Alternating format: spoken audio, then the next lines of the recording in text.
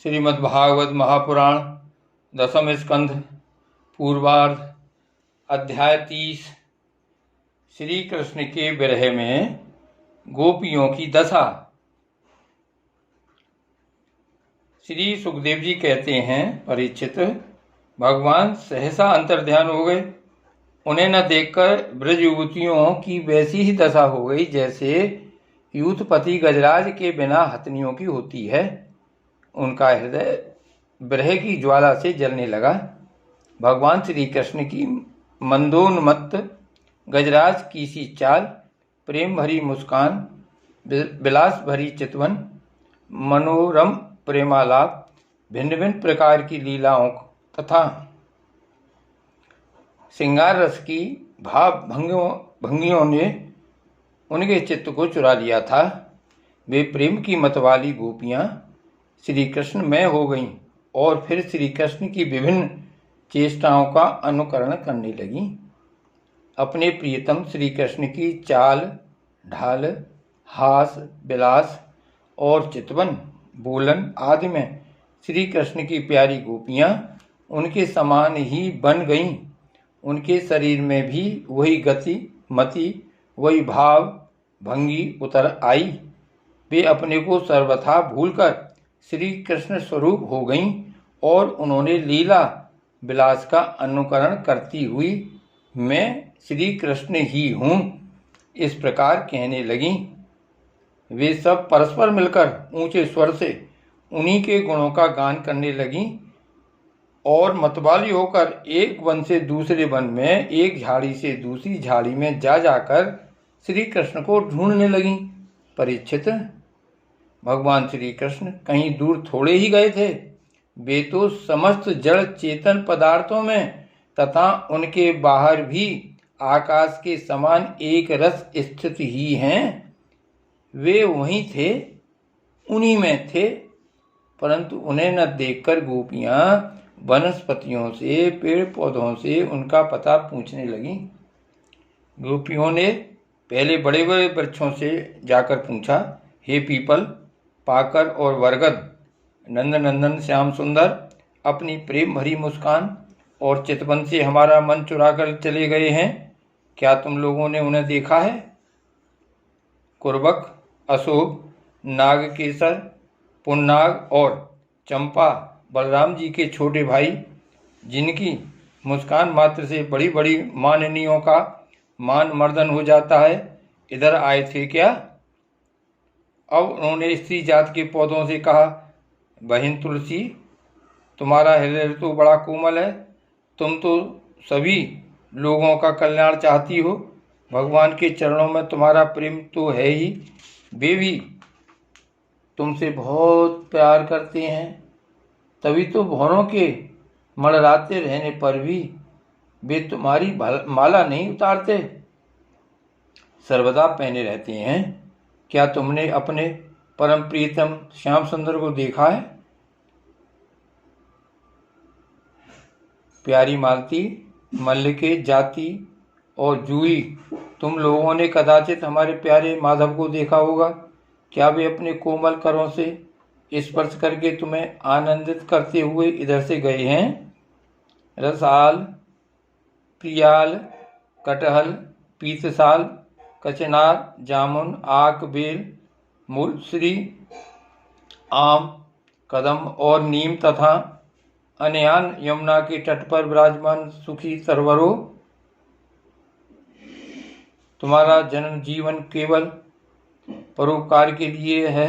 इस श्री कृष्ण के बिना हमारा जीवन सूना हो रहा है, हम बेहोश हो रही हैं। तुम हमें उन्हें पाने का मार्ग बता दो। भगवान की प्रियसी पृथ्वी देवी, तुमने ऐसी कौन सी तपस्या की है कि श्री कृष्ण के चरण कमलों का स्पर्श प्राप्त करके तुम आनंद से भर रही हो और तृणलता आदि के रूप में अपना रोमांच प्रकट कर रही हो? तुम्हारा यह उल्लास विलास श्री कृष्ण के चरण स्पर्श के कारण है अथवा वामना अवतार में विश्व रूप धारण करके उन्होंने तुम्हें जो नापा था उसके कारण है? कहीं उनसे भी पहले बराह भगवान के अंग संग के कारण तो तुम्हारी यह दशा नहीं हो रही है? अरे सखी, हरनियो, हमारे श्याम सुंदर के अंग संग से सुषमा सौंदर्य की धारा बहती रहती है। वे कहीं अपनी प्राण प्रिया के साथ तुम्हारे नैनों को परमानंद का दान करते हुए इधर से ही तो नहीं गए हैं? देखो देखो, यहाँ कुलपति श्री कृष्ण की कुंदकली की माला की मनोहर गंध आ रही है, तो उनकी परम प्रेयसी के अंग संग से लगे हुए कुछ कुमकुम से अनुरंजित रहती है। तरवरो, उनकी माला की तुलसी में ऐसी सुगंध है कि उसकी गंध के लोभी मतवाले भौरे प्रत्येक क्षण उस पर मड़राते रहते हैं। उनके एक हाथ में लीला कमल होगा और दूसरा हाथ अपनी प्रेयसी के कंधे पर रखे होंगे। हमारे प्यारे श्याम सुंदर इधर से विचरते हुए अवश्य गए होंगे। जान पड़ता है तुम लोग उन्हें प्रणाम करने के लिए ही झुके हो, परंतु उन्होंने अपनी प्रेम भरी चितवन से भी तुम्हारी वंदना का अभिनंदन किया है या नहीं? अरे सखी, इन लताओं से पूछो, ये अपने पति वृक्षों को भुज पास में बांधकर आलिंगन किए हुए हैं। इससे क्या हुआ? इनके शरीर में जो पुलक है, रोमांच है, वह तो भगवान के नखों के स्पर्श से ही है। अहो, इनका कैसा सौभाग्य है। परीक्षित, इस प्रकार मतवाली गोपियां प्रलाप करती हुई भगवान श्री कृष्ण को ढूंढते ढूंढते कातर हो रही थीं। अब और भी गाढ़ आवेश हो जाने के कारण वे भगवान में होकर भगवान की विभिन्न लीलाओं का अनुकरण करने लगीं। एक पूतना बन गई तो दूसरी श्री कृष्ण बनकर उसका स्तन पीने लगी। कोई झकड़ा बन गई तो किसी ने बालकृष्ण बनकर रोते हुए उसे पैर की ठोकर मारकर उलट दिया। कोई सखी बालकृष्ण बनकर बैठ गई तो कोई तृणावत दैत्य का रूप धारण करके उसे हर ले गई। कोई गोपी पांव घसीट घसीट कर घुटनों के बल बकैयां चलने लगी और उस समय उसके पायजेब रुंझुन बोलने लगे। एक बनी कृष्ण तो दूसरी बनी बलराम और बहुत सी गोपियां ग्वाल बालों के रूप में हो गईं। एक गोपी बन गई वत्सासुर तो दूसरी बनी बकासुर। तब तो गोपियों ने अलग अलग श्री कृष्ण बनकर वत्सासुर और बकासुर बनी हुई गोपियों को मारने की लीला की। जैसे श्री कृष्ण वन में रहते थे वैसे ही एक गोपी बांसुरी बजा बजा कर दूर गए हुए पशुओं को बुलाने का खेल खेलने लगी। तब दूसरी गोपियां वाह वाह करके उसकी प्रशंसा करने लगीं। एक गोपी अपने को श्री कृष्ण समझकर दूसरी सखी के गले में बांह डालकर चलती और गोपियों से कहने लगी थी, मित्रों, मैं श्री कृष्ण हूँ, तुम लोग मेरी यह मनोहर चाल देखो। कोई गोपी श्री कृष्ण बनकर कहती, अरे ब्रजवासियों, तुम आंधी पानी से मत डरो, मैंने तुम उससे बचने का उपाय निकाल लिया है। ऐसा कहकर गोवर्धन धारण का अनुकरण करती हुई वह अपनी ओढ़नी उठाकर ऊपर तान लेती। परीक्षित, एक गोपी बनी कालिया नाग तो दूसरी श्री कृष्ण बनकर उसके सिर पर पैर रखकर चढ़ी चढ़ी बोलने लगी, रे दुष्ट सांप, तू यहाँ से चला जा, मैं दुष्टों का दमन करने के लिए ही उत्पन्न हुआ हूँ। इतने में ही एक गोपी बोली, अरे ग्वालो, देखो वन में बड़ी भयंकर आग लगी है, तुम लोग जल्दी से जल्दी अपनी आंखें मूंद लो, मैं अनायास ही तुम लोगों की रक्षा कर लूँगा। एक गोपी यशोदा बनी और दूसरी बनी श्री कृष्ण। यशोदा ने फूलों की माला से श्री कृष्ण को उखल में बांध दिया। अब वह श्री कृष्ण बनी हुई सुंदरी गोपी हाथों से मुंह ढांपकर भय की नकल करने लगी। परीक्षित, इस प्रकार लीला करते करते गोपियां वृंदावन के वृक्ष और लता आदि से फिर भी श्री कृष्ण का पता पूछने लगी। इसी समय उन्होंने एक स्थान पर भगवान के चरण चिन्ह देखे। वे आपस में कहने लगी, अवश्य ही ये चरण चिन्ह उदार शिरोमणि नंद नंदन श्याम सुंदर के हैं, क्योंकि इनमें ध्वजा, कमल, वज्र, अंकुश और जौ आदि के चिन्ह स्पष्ट ही दिख रहे हैं। उन चरण चिन्हों के द्वारा ब्रजवल्लभ भगवान को ढूंढती हुई गोपियां आगे बढ़ीं। तब उन्हें श्री कृष्ण के साथ किसी ब्रज युवती के भी चरण चिन्ह दिख पड़े। उन्हें देखकर वे व्याकुल हो गईं और आपस में कहने लगीं, जैसे हथनी अपने प्रीतम गजराज के साथ गई हो, वैसे ही नंदनंदन श्याम सुंदर के साथ उनके कंधे पर हाथ रखकर चलने वाली किस बड़भाग्नि के ये चरण चिन्ह हैं। अवश्य ही सर्वशक्तिमान भगवान श्री कृष्ण की यह आराधिका होगी।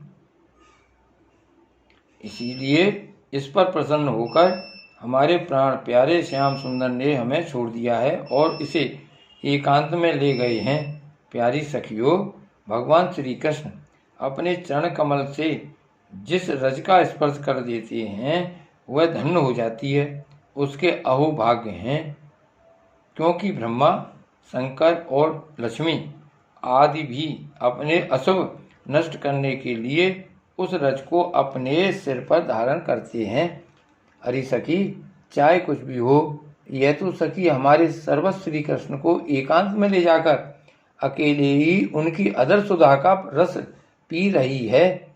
इस गोपी के उभरे हुए चरण चिन्ह तो हमारे हृदय में बड़ा ही क्षोभ उत्पन्न कर रहे हैं। यहाँ उस गोपी के पैर नहीं दिखलाई देते।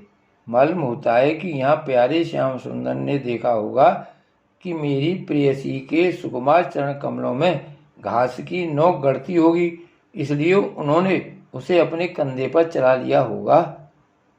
सखियों, यहाँ देखो, प्यारे श्री कृष्ण के चरण चिन्ह अधिक गहरे बालू में धसे हुए हैं। इससे सूचित होता है कि यहाँ वे किसी भारी वस्तु को उठाकर चले हैं।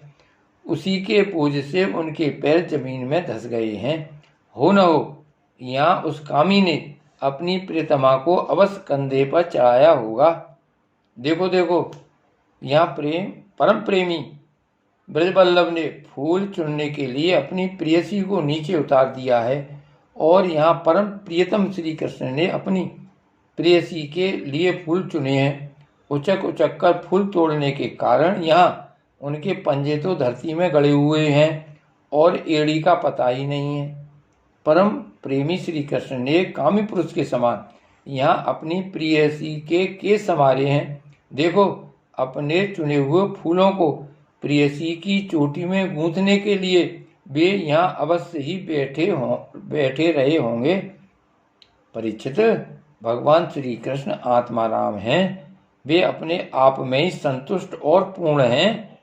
जब वे अखंड हैं, उनमें दूसरा कोई है ही नहीं, तब उनमें काम की कल्पना कैसे हो सकती है। फिर भी उन्होंने कामियों की दीनता, स्त्री परवशता और स्त्रियों की कुटिलता दिखलाते हुए वहाँ उस गोपी के साथ एकांत में क्रीड़ा की थी, एक खेल रचा था। इस प्रकार गोपियाँ मतवाली सी होकर अपनी सुध बुध खोकर एक दूसरे को भगवान श्री कृष्ण के चरण चिन्ह दिखलाती हुई वन वन में भटक रही थीं। इधर भगवान श्री कृष्ण दूसरी गोपियों को वन में छोड़कर जिस भागवती गोपी को एकांत में ले गए थे, उसने समझा कि मैं ही समस्त गोपियों में श्रेष्ठ हूँ। इसीलिए तो हमारे प्यारे श्री कृष्ण दूसरी गोपियों को छोड़कर, जो उन्हें इतना चाहती हैं, केवल मेरा ही मान करते हैं, मुझे ही आदर दे रहे हैं। भगवान श्री कृष्ण ब्रह्मा और शंकर के भी शासक हैं। वह गोपी वन में जाकर अपने प्रेम और सौभाग्य के मद से मतवाली हो गई और उन्हीं श्री कृष्ण से कहने लगी, प्यारे, मुझसे अब तो और नहीं चला जाता, मेरे सुकुमार पांव थक गए हैं। अब तुम यहाँ जहाँ चलना चाहो मुझे अपने कंधे पर चढ़ाकर ले चलो। अपनी प्रियतमा की यह बात सुनकर श्याम सुंदर ने कहा, अच्छा प्यारी, तुम अब मेरे कंधे पर चढ़ लो। यह सुनकर गोपी ज्यों ही उनके कंधे पर चढ़ने लगी, यह सुनकर वह गोपी ज्यों ही उनके कंधे पर चढ़ने चली, त्यों ही श्री कृष्ण अंतर्ध्यान हो गए और वह सौभाग्यवती गोपी रोने पछताने लगी। हा नाथ, हा रमण, हा प्रेष्ठ, हा महाभुज, तुम कहाँ हो, कहाँ हो मेरे सखा, मैं तुम्हारी दीनहीन दासी हूँ। शीघ्र ही मुझे अपने सानिध्य का अनुभव कराओ, मुझे दर्शन दो। परीक्षित, गोपियां भगवान के चरणों के सहारे उनके जाने का मार्ग ढूंढती ढूंढती वहां जा पहुंची। थोड़ी दूर से ही उन्होंने देखा कि उनकी सखी अपने प्रियतम के वियोग से दुखी होकर अचेत हो गई है। जब उन्होंने उसे जगाया तब उसने भगवान श्री कृष्ण से उसे जो प्यार और सम्मान प्राप्त हुआ था वह उनको सुनाया। उसने यह भी कहा कि मैंने कुटिलतावश उनका अपमान किया, इसी से वे अंतर्ध्यान हो गए। उसकी बात सुनकर गोपियों के आश्चर्य की सीमा न रही। इसके बाद वन में जहाँ तक चंद्रदेव की चांदनी छिटक रही थी वहाँ तक वे उन्हें ढूंढती हुई गईं, परंतु जब उन्होंने देखा कि आगे घना अंधकार है, घोर जंगल है, हम ढूंढती जाएंगी तो श्री कृष्ण और भी उसके अंदर घुस जाएंगे, तब वे उधर से लौट आईं। परीक्षित, गोपियों का मन श्री कृष्ण में हो गया था। उनकी वाणी से कृष्ण चर्चा के अतिरिक्त और कोई बात नहीं निकलती थी। उनके शरीर से केवल श्री कृष्ण के लिए और केवल श्री कृष्ण की चेष्टाएं हो रही थीं। कहाँ तक कहूँ, उनका रोम रोम, उनकी आत्मा श्री कृष्ण में हो रही थी। वे केवल उनके गुणों और लीलाओं का ही गान कर रही थीं और उनमें इतनी तन्मय हो रही थीं कि उन्हें अपने शरीर की भी सुध नहीं थी। फिर घर की याद कौन करता? गोपियों का रोम रोम इस बात की प्रतीक्षा और आकांक्षा कर रहा था कि जल्दी से जल्दी श्री कृष्ण आए। श्री कृष्ण की ही भावना में डूबी हुई गोपियां यमुना जी के पावन पुलिन पर रमण रीति में लौट आईं और एक साथ मिलकर श्री कृष्ण के गुणों का गान करने लगीं। श्री गोवर्धन नाथ की जय, श्री कृष्ण कन्हैया लाल की जय।